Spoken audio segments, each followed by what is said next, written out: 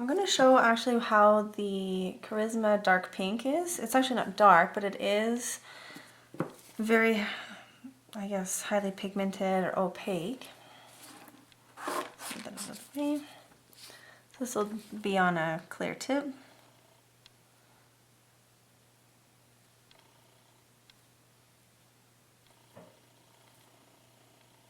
So you could easily use this to extend a free edge.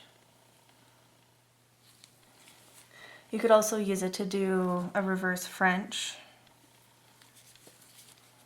It stays pretty nicely where you put it.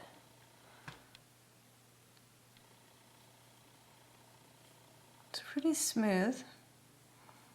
It's firm, but it's not too sticky. So you can kind of see, even though there's an inhibition layer there, I can still build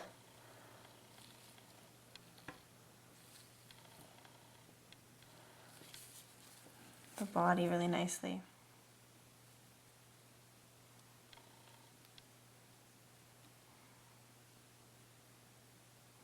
So you can see it doesn't move around,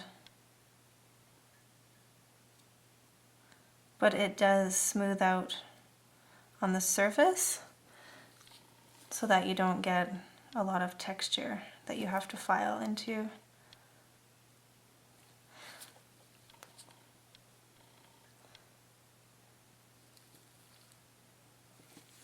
I'm just going to try a couple different things right now. What I've done is I've used the Charisma dark pink, which is actually like kind of a pastel opaque pink, just so that you can kind of see the color and how it works. And I'm going to start using a gel paint. This one's called Iris. And I'm going to do the standard method and dip a sponge in the gel paint and just work it into the sponge, and then I'll put it on the nail.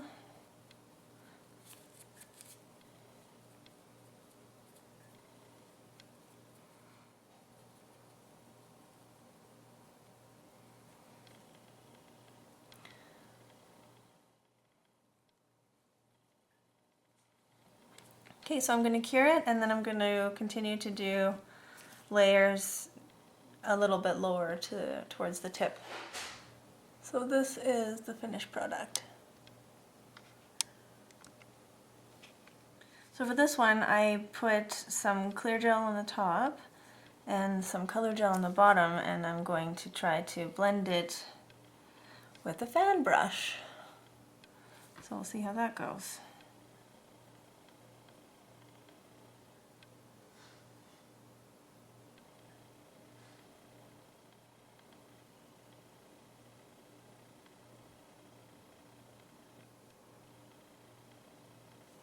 It's not bad, but you still see a little bit of the lines, but it is better than the sponging. And if you were to do this twice, you'd probably get an even better gradient. So far this is the best color fade using gels. And that was using my fan brush, and then having one half of the nail clear. I used base gel because it's really, really thin and it blends really nicely.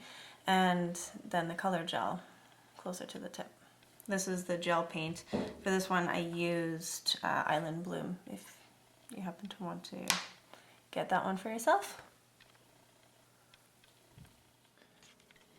So after I stopped filming yesterday, I actually got another idea to try to incorporate using the clear base gel and the color and the sponge instead of using the fan. And so I put some of the base gel on the top, and the this one is called Robin's Egg on the bottom. And then I just put a little bit of clear gel and Robin's Egg on the back of on the form, and then I just kind of sponged it in just to kind of get a little bit of a gradient on my sponge. And now I'm just going to sponge over, kind of going a little bit up, a little bit down on the crease.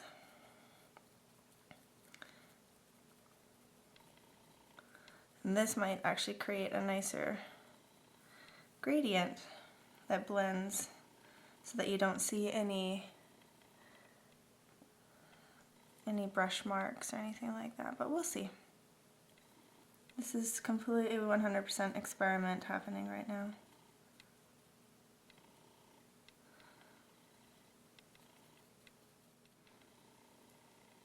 And I find that the lighter pressure you use, the better. I'm just gradually moving my sponge up just a bit. Actually, that looks pretty good. So I'm just going to cure that, and I'm going to do a second coat, and then we'll see what happens.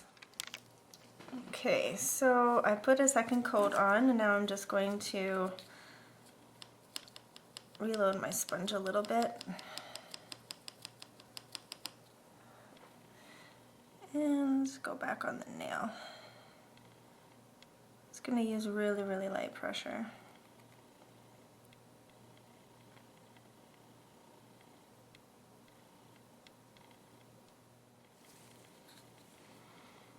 That actually works really, really well.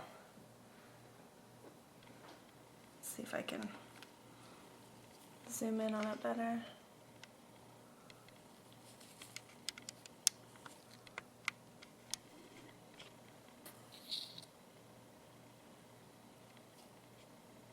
So while I have the top coat curing on that gel, I'm just going to show you the base gel and what I mean by really liquidy. So this is a CNS base gel, and I use it for a lot of stuff. I use it for most of my nail art, especially glitters and stuff, because you can use it and it doesn't add any thickness to your nails, and it's just a really, really great tool that you can use not only for sculpting. So I just thought I would show that to you while I'm waiting for the top coat to cure.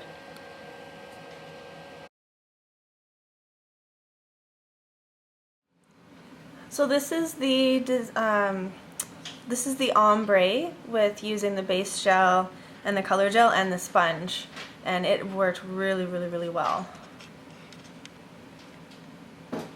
And then this is the base gel and the fan brush, and this is just with the sponge and the gel paint. So you can kind of see the three different techniques.